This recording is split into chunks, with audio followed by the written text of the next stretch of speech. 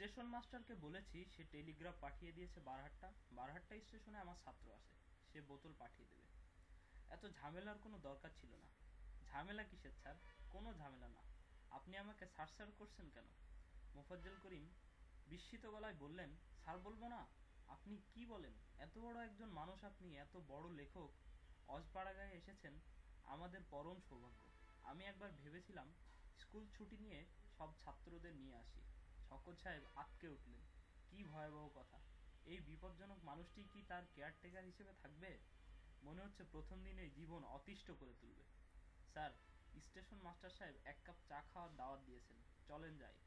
চা এখন খেতে ইচ্ছে করছে না। একটু চুমুক দিবেন, না হলে মনে কষ্ট পাবে। এরা বিশিষ্ট লোক তো, কখনো দেখে না। আপনার নামও শোনে নাই, বই পড়া তো দূরের কথা, দোষ নাই কিছু। অজপাড়াগা জায়গা, স্যার আসেন।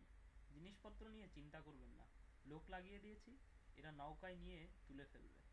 নৌকায় যেতে হয় নাকি? জি, বেশি সময় লাগে না, 1.5 থেকে 2 ঘন্টা। বাতাস আছে, পাল তুলে দিব, শা করে চলে যাব। স্যার চলেন, চাটা খেয়ে আসি। শওকত সাহেব বিরক্তি মুখে রওনা হলো।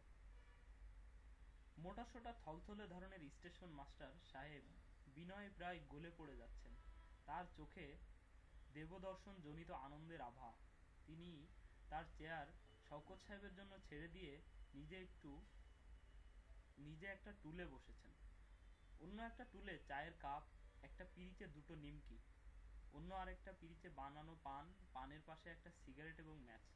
আয়োজনের অভাব নেই। কিছু না বললে খারাপ দেখা যায় বলেই শওকত সাহেব বললেন, কি ভালো। জি স্যার, ভালো। একটু দোয়া রাখবেন, জঙ্গলের মধ্যে পড়ে আছি আজ 9 বছর হলো। বদলির জন্য চেষ্টা কম করি নাই, অনেক ধরাধরি করেছি, লাভ হয় নাই। মফস্বল থেকে চিঠি গেল, এরা ছিঁড়ে ফেলে দেয়, খাম খুলে পড়েও না। প্রসঙ্গ ঘোরাবার জন্য শওকত সাহেব বললেন, স্টেশন ঘরের সঙ্গে লাগানো বিরাট একটা গাছ দেখলাম, কি গাছ এটা? এটা স্যার শিরীষ গাছ। গত বৈশাখ মাসে ওই গাছের ডাল ভেঙে স্টেশনটা ঘরের উপর পড়ল। ঘর জখম হয়ে গেল, বৃষ্টি বাদলা হলে ঘরে পানি ঢুকে। রিপেয়ার করার জন্য এই পর্যন্ত 2টা চিঠি লিখেছি, কোনো লাভ হয় নাই। ওদের স্যার মফস্বলের জন্য আলাদা ফাইল আছে, চিঠি গেলে ওই ফাইলে রেখে দেয়, খুলে পড়েও না। স্যার সিগারেটটা ধরান, আপনার জন্য আনিয়েছি। শওকত সাহেব সিগারেট ধরালেন। স্টেশন মাস্টার বললেন, গোল্ডলিপ ছাড়া ভালো কিছু পাওয়া যায় না। ব্যঞ্জন আনতে পাঠিয়েছিলাম, পাই নাই। মাঝে মধ্যে পাওয়া যায়। দামি সিগারেট খাওয়ার লোক কোথায়, সবাই হতদরিদ্র। শওকত সাহেব দীর্ঘ নিঃশ্বাস ফেলে ভাবলেন, এই অঞ্চলের সবাই বেশি কথা বলে। যার সঙ্গে দেখা হচ্ছে সেই কথা বলছে, অনবরত কথা বলছে। ভাগ্যিস মোফাজ্জল করিম সাহেব নেই, তিনি নওকার খোঁজ খবরে গেছেন। তিনি থাকলে দুজনের মধ্যে কথা বলার কম্পিটিশন শুরু হয়ে যেত।